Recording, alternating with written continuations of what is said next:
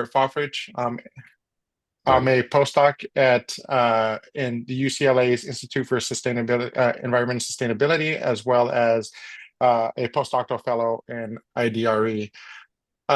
So today, this talk is going to be building on a talk that I've given previously, but it's going to go into more depth, and I'll be talking about the states of our climate and climate change mitigation. For this talk, I'll be focusing on a critical aspect of this transition, namely the potential for stranded assets and the financial exposures that companies could face under more ambitious climate policies. Nonetheless, this is not a way to debate the morals of climate change mitigation or whether energy transition should take place.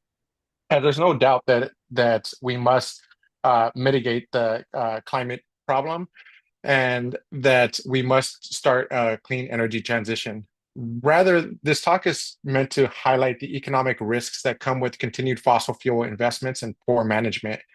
And in this talk, I'll largely be focusing on the energy sector, as given its important decarbonization, and since it's responsible for the majority of anthropogenic emissions.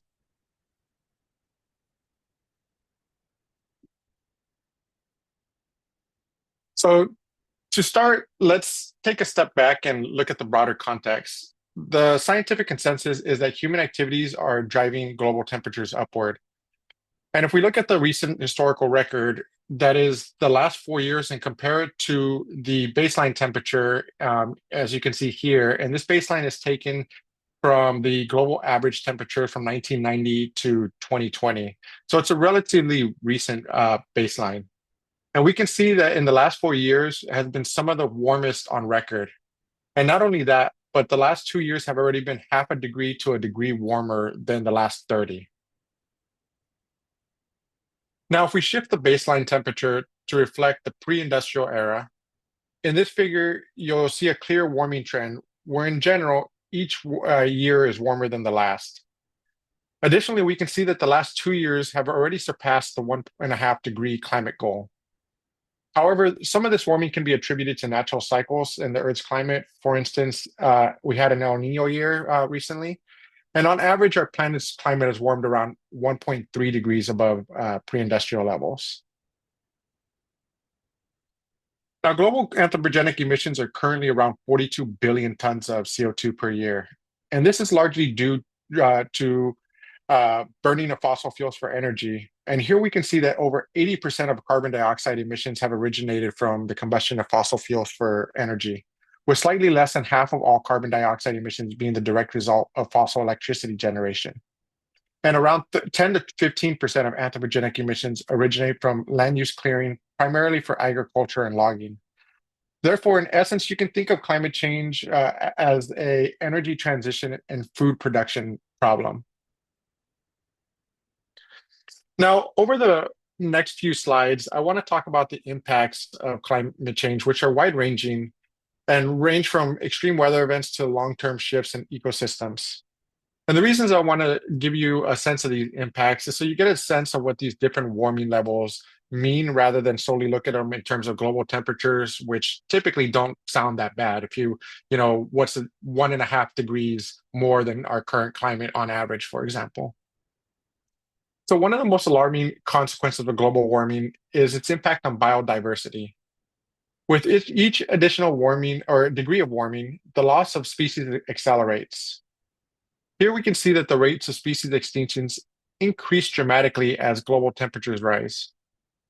For instance, with the 1.5 degree of warming, we already expect to see significant disruptions to ecosystems. But once we hit 2 degrees or more, the percentage of species at risk jumps considerably. As ecosystems become more unstable, we face potential collapse of biodiversity in some regions, which in turn affects food systems, ecosystem carbon storage, and overall ecological resilience. For instance, if you take a look at the bottom two panels and compare them to the top, you can see that under a 3 to 4 degree climate pathway, much of the tropics becomes unsustainable for many different species. In fact, in the equatorial region, we can see in the ocean in particular, up to 100% of species loss in these areas under a 3 and more drastically a 4 degree scenario. And as temperatures rise, we can also see a corresponding increase in health risks. This slide shows the number of days with dangerous health or heat conditions grows dramatically with each degree of warming. With a 1.5 degree of warming, many regions will already face frequent and intense heat waves. But at 2 degrees and beyond, the effects of human health becomes more and more evident, with vulnerable populations such as the elderly, children, and those with pre-existing conditions most at risk. This heat-related risk increases not only mortality from heat exhaustion, but it also affects uh, the ecological or economic production, as many jobs out that are outside become unsustainable and people just cannot do it. Climate change also poses a major threat to global food security. As temperatures rise, the capacity to produce food will be increasingly compromised. Here we can see how key crops like maize are particularly vulnerable to climate stress. So if you look at the top three panels, we can see that with each couple degrees of warming, more and more maize production is lost to extreme temperatures. However, it's not just uh, the land that's going to be affected, but also the food that we get from our oceans. The bottom panels show the impacts on fisheries, and we can see that fisheries are impacted as ocean temperatures rise and marine ecosystems are disrupted. Warmer waters can reduce nutrition for fish. It reduces fish stocks, and this then makes food insecurity grow as the climate warms.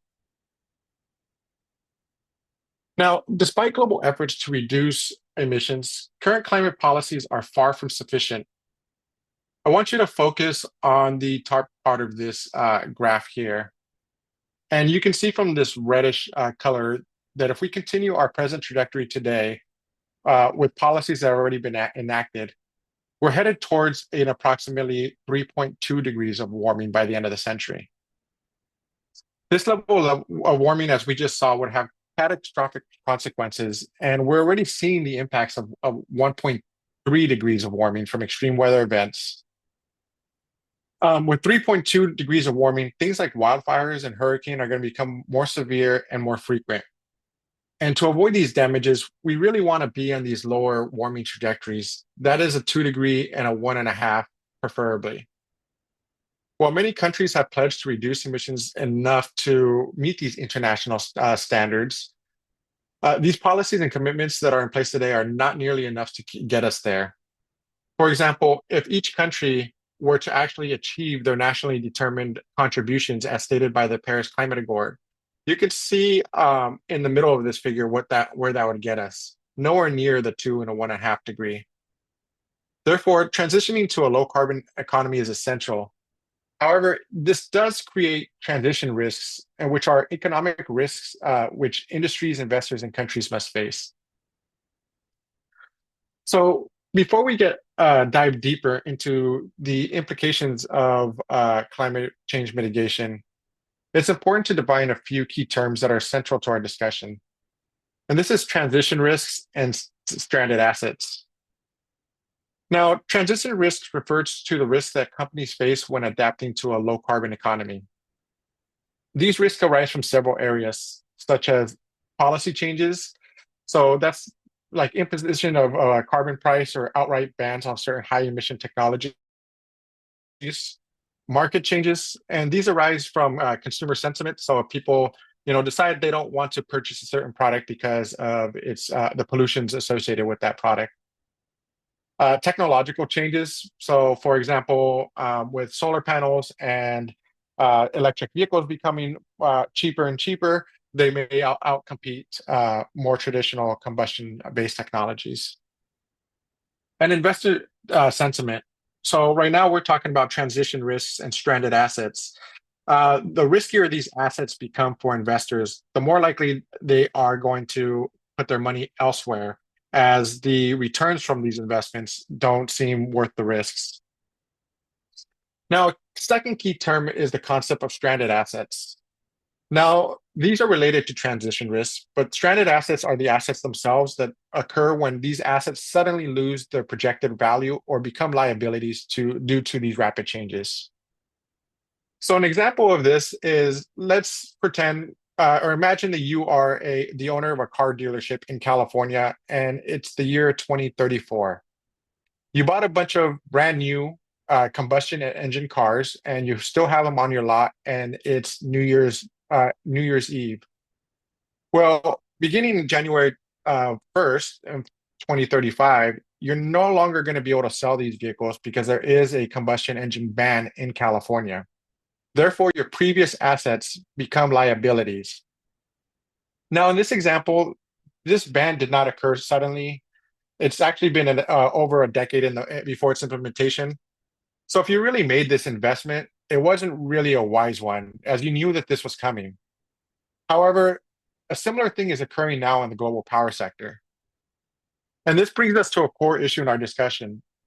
How companies and governments manage these transition risks will determine whether we're able to achieve more ambitious climate goals without creating widespread economic disruptions. Now, let's look at what it takes to stay within the 1.5 to 2 degree temperature targets. To limit warming to 2 degrees, we need to reduce global emissions by 26% by the year 2030 compared to 2010 levels. And you can see this in the green arrow on panel B. But for the more ambitious and safer target of 1.5 degrees, we need even steeper reductions, that is 43% reductions by 2030. This means that we don't have the luxury of incremental changes. Instead, we need immediate and steep cuts in emissions. And we need policies that target high emitting sectors to get there. This also means that companies that fail to transition to low carbon technologies are at more significant risk.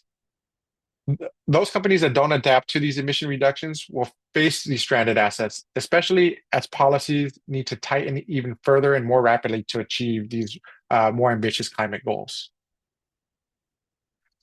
Now, another key concept for you to know and understand is the concept of a carbon budget. Now, this concept is basically, we have a certain amount of budget or carbon emissions and that will push us over the top of these different climate targets. So to keep global warming under 1.5 or any temperature threshold, we really need to cut the current rate of emissions.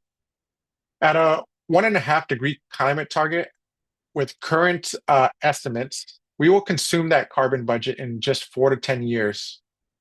Now, this window does depend on factors such as how much other greenhouse gases we're emitting, and similarly, our ability to remove CO2 from the atmosphere.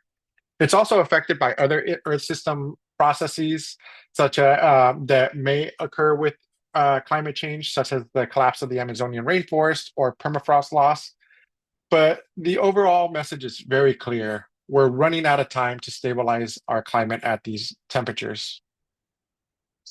The carbon budget, you can think of this as an allowance, just like your bank budget. And once we overshoot it, limiting our warming to 1.5 or 2 degrees will become virtually impossible without deploying large-scale carbon removal technologies, which do not exist yet at commercially viable scales.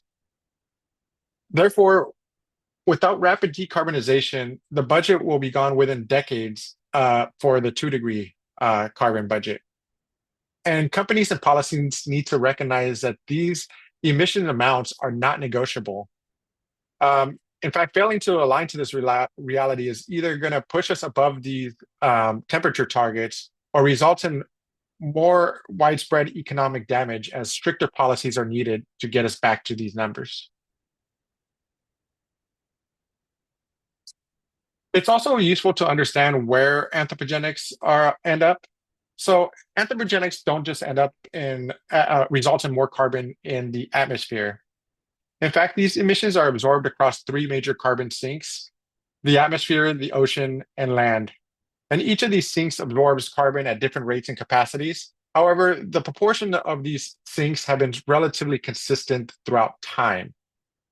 So as this slide shows, around 30% of our CO2 emissions gets absorbed by terrestrial ecosystems, a quarter by the oceans, and the remainder accumulates in the atmosphere. Now, fossil fuels are in essence CO2 that was once stored in the terrestrial and ocean carbon sink. That is old plant material in swamps and phytoplankton in oceans that got buried over millions of years to turn into coal, natural gas, and petroleum. And to combat climate change, we essentially have two options. We can either reduce our emissions or enhance the capacity of these natural sinks to absorb more carbon. Most policies are centered around reducing CO2 emissions, but there's also extensive research being conducted on increasing some of these other carbon sinks. For example, efforts such as ocean fertilization to stimulate phytoplankton growth, or afforestation and reforestation efforts to expand forested areas that act like natural carbon reservoirs. However, today I'll be focusing primarily on reducing our emissions. It is important to recognize that managing these sinks will be key in mitigating climate change, especially when we overshoot our climate targets, but there are limitations. For example, although reducing atmospheric CO2 will lead to a decrease in global temperature, this process is not immediate, and there's a lag between when CO2 is removed from the atmosphere and when temperatures responds. Now, this lag can range from a few years to even decades, depending on the scale and speed of CO2 removal and how the different processes in the Earth system respond, and just how bad what temperature target we're currently at when we start this process. And many of these negative emission technologies, such as air capture and bioenergy and carbon storage, are bioenergy with carbon capture and storage are still very early on in the development, and they have a lot of issues with them in their current stages.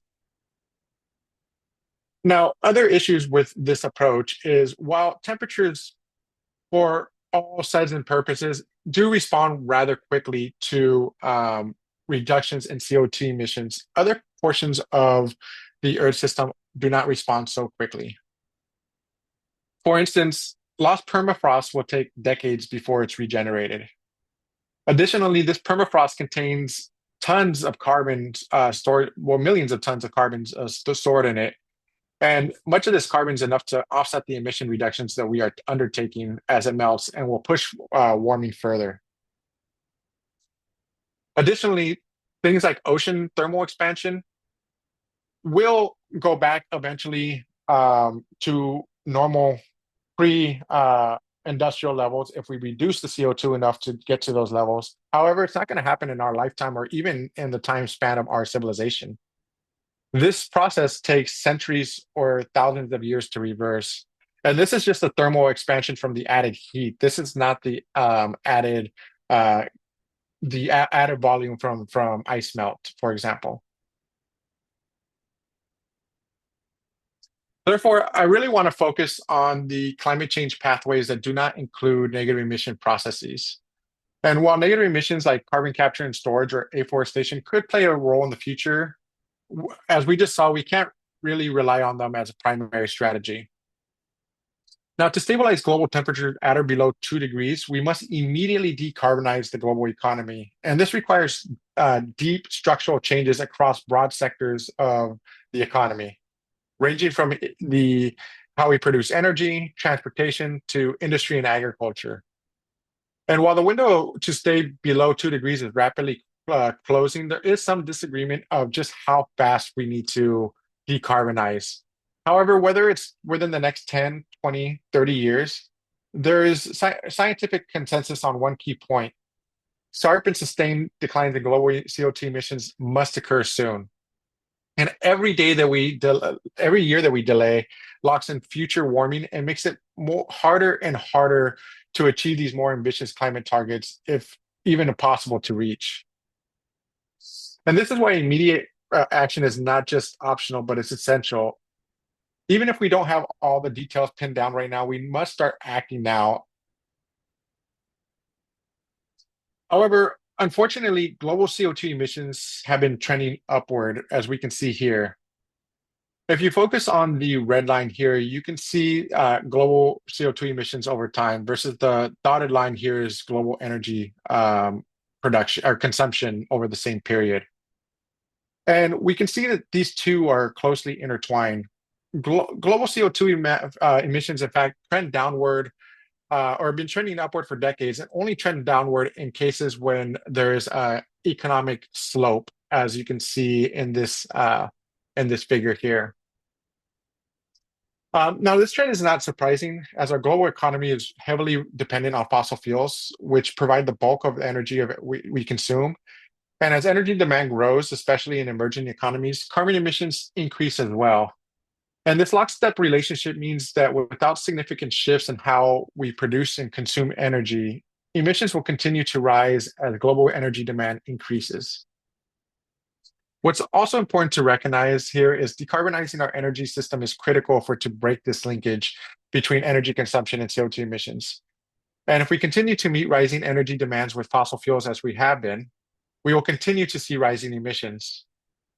However, there is also um, some opportunity here. By investing in renewable energy, improving energy efficiency, and shifting away from carbon intensive industries, we can really begin to decouple the energy consumption from carbon emissions. And to hammer this point home a little bit more, we can look at the year to year change in emissions and energy usage over the last century. And this is highlighted by the green and red lines here. Not only can we see the lines between the relationship between global CO2 emissions and energy usage follow one another, we can see huge dips in global emissions, which correspond to different financial crises. We can see the 1970s global recession, the 2008 housing crisis, as well as the COVID-19 global pandemic, are all evident in both the energy and emission record. Now, as we look ahead, one of the most critical challenges we face is the dramatic increase in global electricity demand. By 2050, global electricity demand is expected to rise by 50%. And this is driven by several factors, including population growth, urbanization, and increasing electrification of sectors such as transportation, industry, data storage, and currency. This surge in energy demand presents both an opportunity and a challenge. On one hand, we have electricity is increasingly seen as the backbone of our decarbonized economy. And electrification of sectors such as transport through electric vehicles really presents opportunity to provide that energy through more sustainable manners. On the other hand, if this rising demand is met by fossil fuel generation, we're going to lock in future CO2 emissions, make it nearly impossible to meet these more ambitious climate targets. And if we fail to make the transition to a greener economy, the emissions associated with electricity production will continue to rise, exacerbating climate change. Therefore, the challenge is really twofold and very simple if you really think about it. We must scale up renewable energy generation, and this includes things like wind, solar, geothermal where possible, hydro or power, and even nuclear to meet this rising energy demand. However, we must also simultaneously phase out fossil fuel electricity generation, especially coal, which remains one of the most carbon intensive energy sources that we have. Now, the timing of this phase out is critical in order to reduce the economic blowback of such actions. Nonetheless, there are plenty of old power plants, especially here in the United States, that are ready to be retired, but replacing these with newer CO2 emitting infrastructure will result in further warming.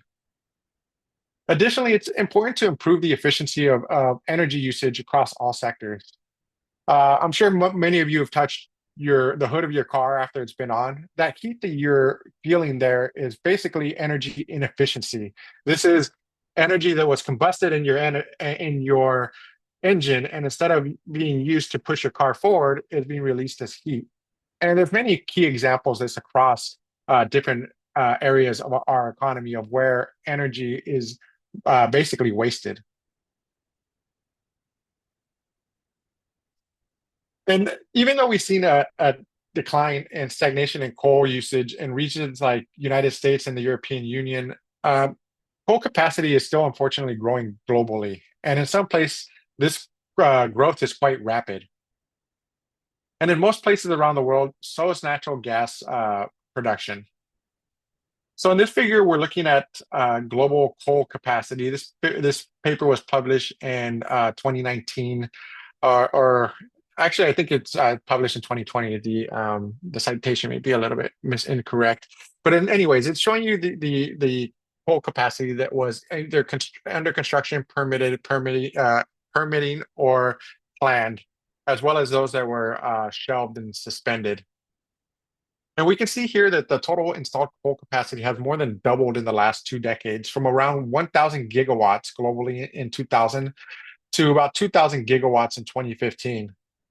And it really doesn't stop there. Right now, more than 60 countries are actively planning or constructing new power plants, with an additional 600 gigawatts of coal capacity scheduled to come online by 2030.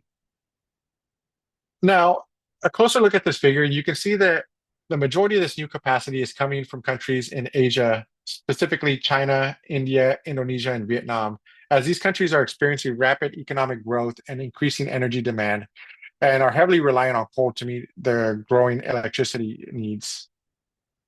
Now, this surge in coal is concerning for a few reasons. As I said before, coal is one of the most carbon-intensive energy sources that we have today. Meaning, if all these plants are built and operated for their full lifetimes, they will lock massive amounts of CO2 emissions for decades to come. This rise in coal use also runs counter to global climate goals, especially efforts to limit global warming to 1.5 or 2 degrees.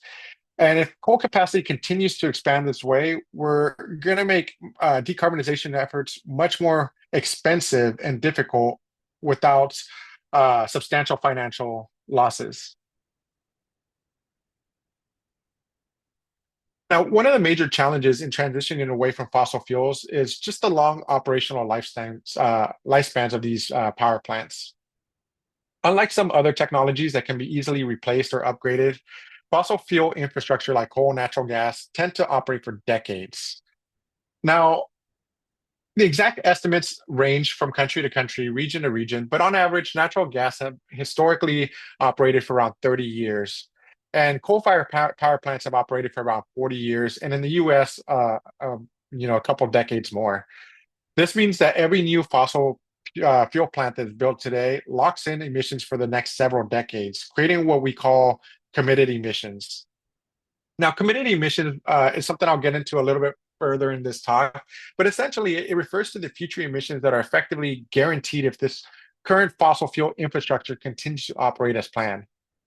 This is a critical point to understand because once a plant is built and financed, it becomes difficult both politically and economically to retire it early, even in the face of climate targets.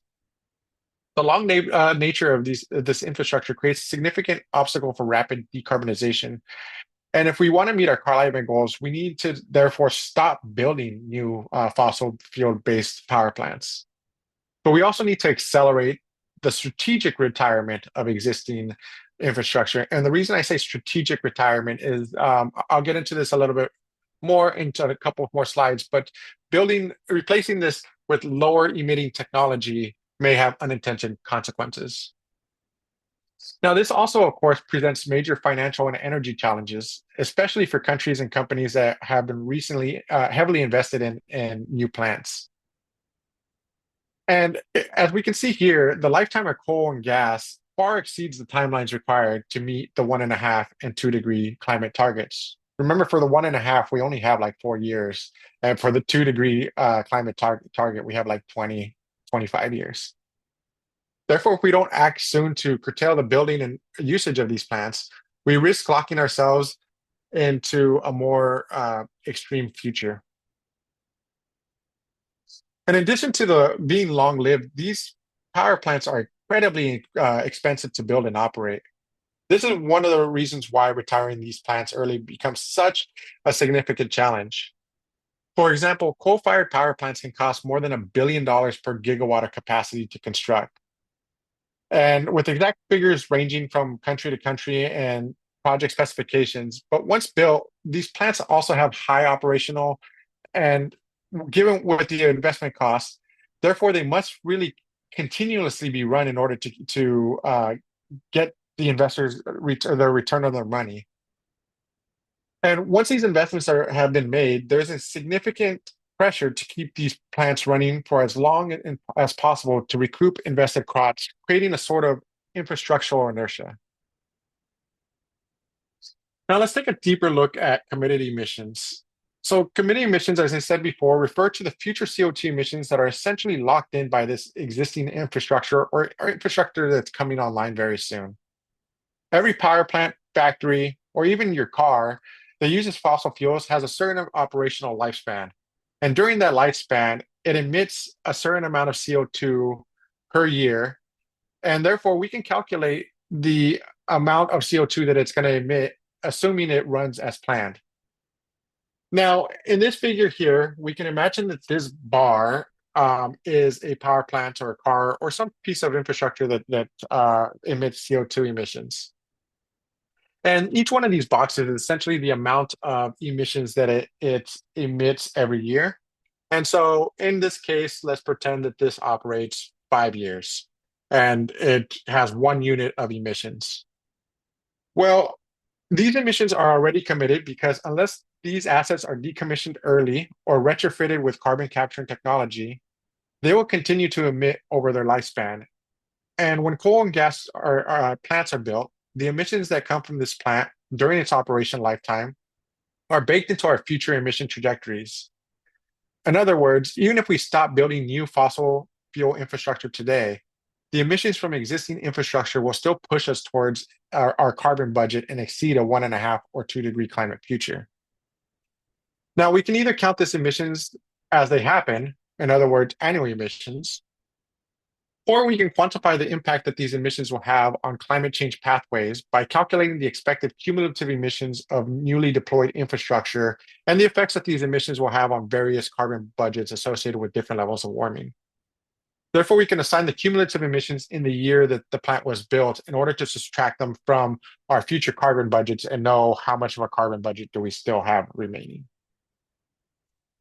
Additionally, we can utilize this information to calculate how much energy generating capacity is coming online in a given year and forecast future energy production in order to see, do we have enough energy generating capacity to meet future demand? So in this figure here, the top and bottom are essentially showing the same thing, but the top is showing you the energy generating capacity per year as it came online, with the black being those plants that are operating and the different colors showing plants that are on different stages of development.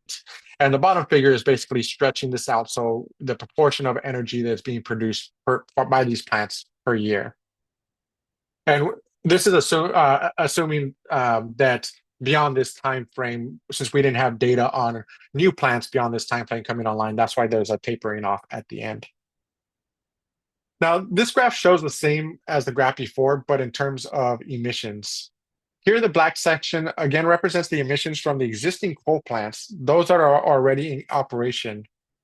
On top of that, the lighter orange sections represent coal plants that are in different planning stages, kind of like before with the different colors. Now let's focus on some key numbers. To align with the current nationally determined contributions, these are the volunteer contributions the country pledged that they would do from the Paris Climate Accords. You can see that in the purple line.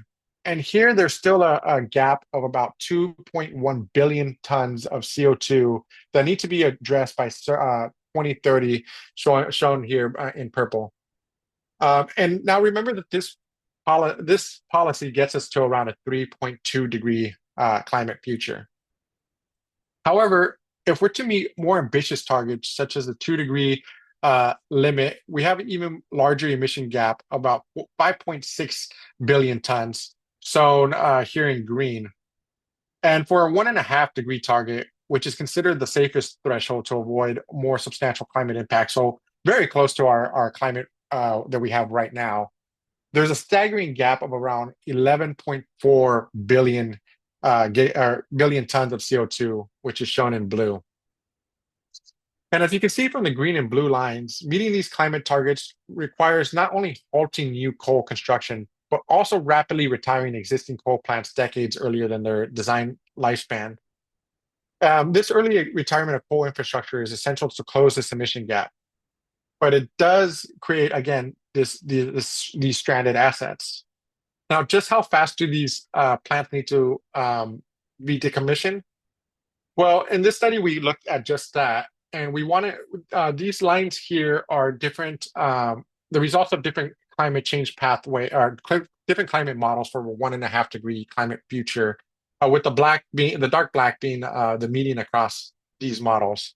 And we basically modeled existing and needed coal-fired power plants to meet the energy demands in this, um, varying the lifespans on different historical life operational conditions of power plants. And we saw that even under very short lifespans, we were overshooting the 1.5 degree climate future. And in fact, to successfully avoid a 1.5 degrees in excess warming, power plants would have to retire 3 decades earlier than they have historically. And under a 2 or 2.5 degree climate future, power generators would have to shut down in less than half the time they have done so in the past. And while in some cases retrofitting these plants with existing carbon capture storage is possible, these retrofits are not only extremely costly, and sometimes can also exceed the cost of the building of a new plant. That's why here in Southern California, for example, one of the refineries are closing down because the retrofits for that refinery are just more expensive than just shutting it down. However, these retrofits also can lock in this power plant uh, lock in the emissions from this power plant for many decades into the future. Imagine you have an old car and you decided to put a brand new engine in there. Now, it's not quite the same as having a brand new car. However, I'm sure you don't anticipate getting rid of that car tomorrow once you made this repair. You made this repair in order to keep using your car into the future and extend the lifetime of it. Here, I highlighted a key trade-off in energy infrastructure planning. Now, building new lower emission technologies such as natural gas can reduce annual emissions, but it also locks in substantial committed emissions for the future. If we look at these two graphs here, in both cases, we see the impact of coal and gas infrastructure emissions over time. And this is emissions being assigned to the year that these plants were built. On the left, we see the situation in the year 2000, and we see that realized emissions or emissions that already occur are around 55 gigatons, but the remaining emissions at that time were around 49 gigatons. These are emissions that were still yet to occur. Now, by the year 2018, we had decommissioned a lot of our coal plants here in the United States and built a bunch of brand new natural gas plants that are less polluting. However, this locked us into 43 gigatons. So even though essentially 18 years had passed, we did not substantially reduce our committed emissions. Now let's turn to the issue of stranded assets. Significant financial risks associated with the transition, which has significant financial risks associated with the transition to a low carbon economy. As we push the energy sector to meet the 1.5 to 2 degree climate targets, large proportions of fossil fuel infrastructure could become stranded. Stranded assets are those that suddenly lose value because the technology are obsolete or policy changes push them to retire. And we can see here to meet a 1.5 degree climate target, there's around $21.1 trillion in stranded assets. And while this is lower in a 2 degree future with 6 trillion, that's still a substantial amount of stranded assets.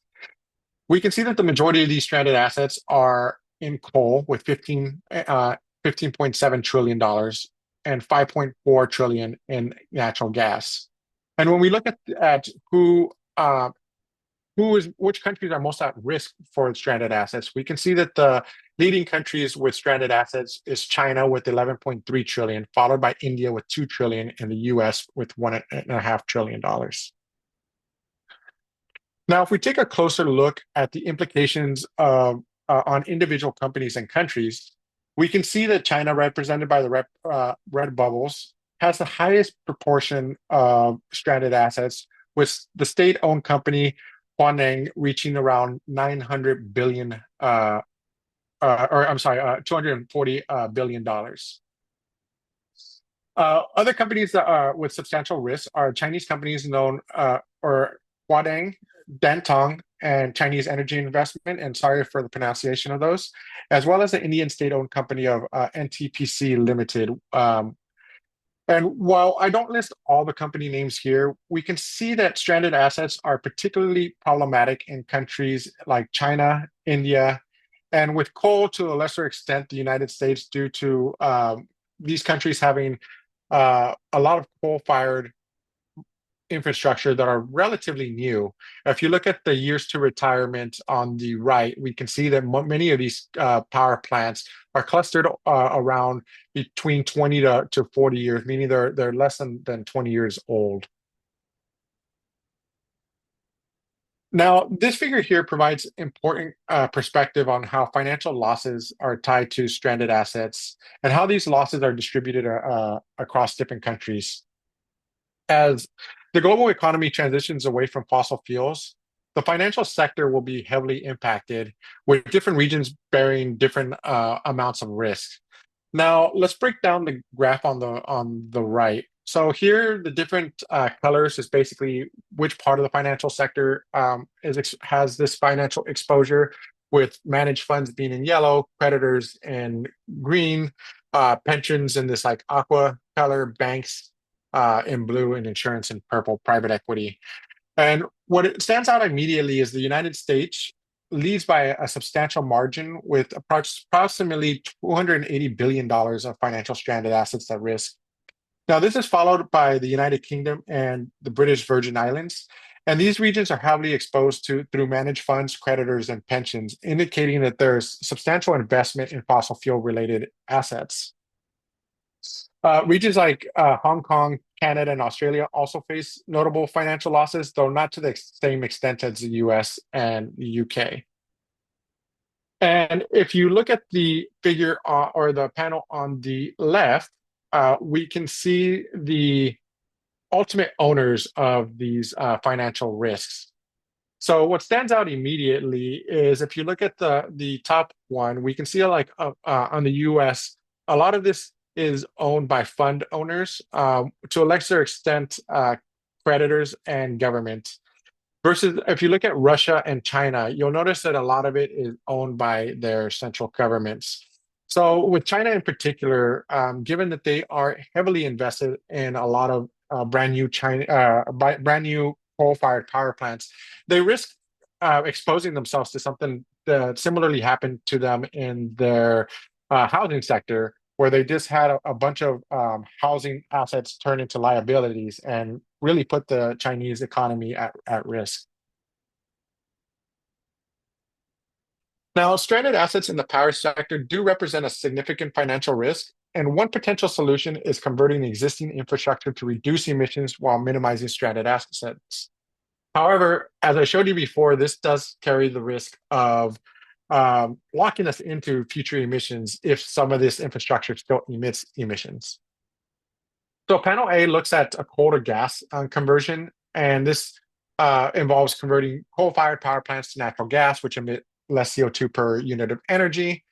Panel B examines carbon capture and storage, and this is without biomass. This technology captures CO2 emissions from power plants and stores them underground. However, the technology is not perfect, quite expensive, and it has to really deliver this CO2 to certain geological formations, which do sometimes leak.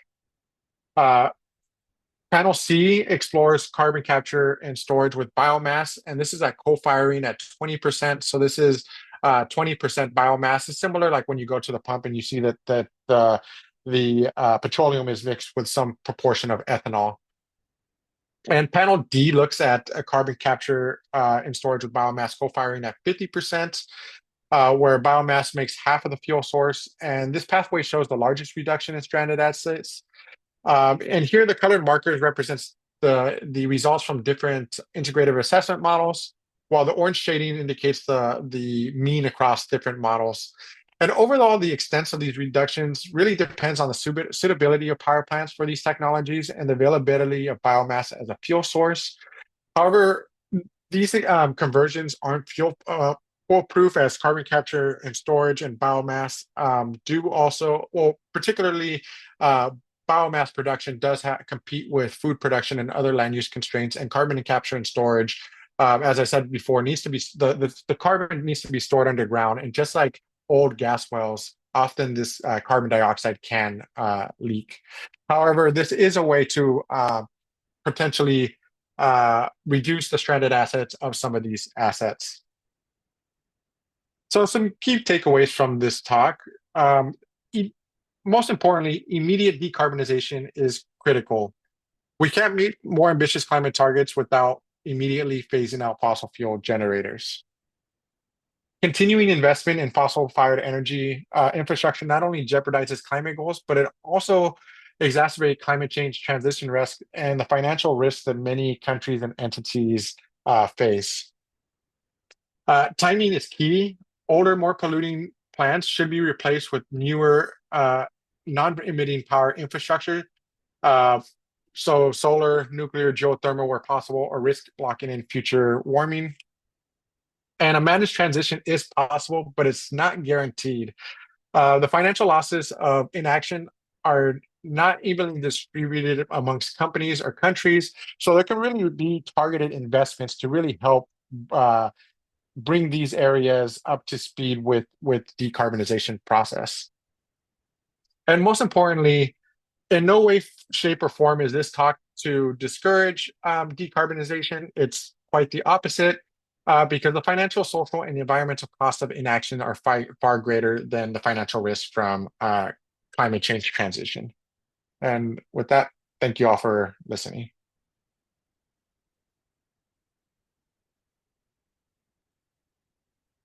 Thank you, Robert. Any questions? Lisa? Yes, Lisa. Thank you very much. This was a very interesting, though depressing, presentation. I have two questions. The first is, can you comment a little bit about the possibilities of technologies that extract carbon from the environment? And then my second question is, given all of your research, what is your elevator rebuttal to climate change deniers? Okay, so for the first one, in terms of like more fabricated technology, the one that comes to mind is air capture and storage, and there are some examples of this. There's a plant in Iceland, for example, that runs on geothermal energy to extract CO2 from the atmosphere, and I forget exactly what they convert that CO2 into. However, there's not really markets for this. Like, there's not, the global incentives financially for this technology aren't fully there in place. So it's not really viable at a commercial scale. Plus, these plants take tremendous amounts of energy to operate.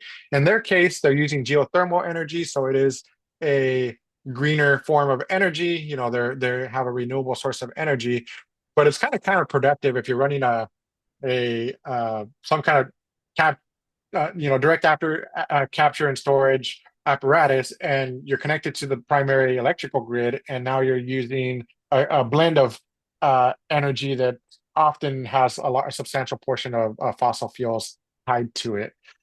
Other technologies are like bioenergy is another one, bioenergy with carbon capture and storage. So the idea there is, as you grow plants, the plants then will absorb CO2.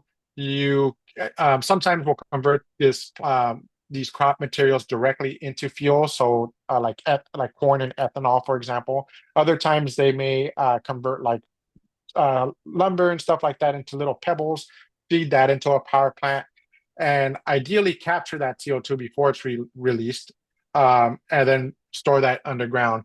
However, then you're putting tremendous pressures on the land system as well. Currently, we already use around a third or around 40% of the Earth's ice-free surface, so the habitable surface, for agriculture. And therefore, when you're adding the energy pressures onto this. You can either expand in the land use, so we're going to be then detrimenting ecosystems, or we're gonna need to put food and energy in direct competition with one another. So it is a bit problematic in that way. Not only that, but like I was talked about in the talk, with the concerns with the gas leaks and the CO2. And in terms of the climate deniers, I mean, I think it's pretty irrefutable that the climate is changing. I think mostly people refute whether, I mean, I have heard some people rebut, like, like, oh, it's not changing in my area or whatever, but like mostly most of the argument then comes down to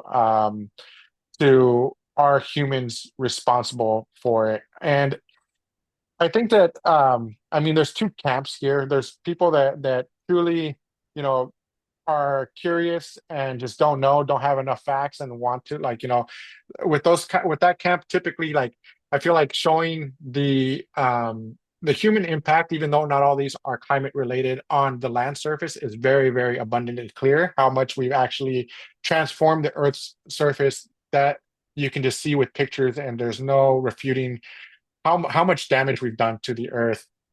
Um, the other camp, though, I mean, there is some part of climate deniers, kind of like flat earthers, that I don't know if any amount of evidence will necessarily sway their mind. Some people just like to argue for the sake of arguing.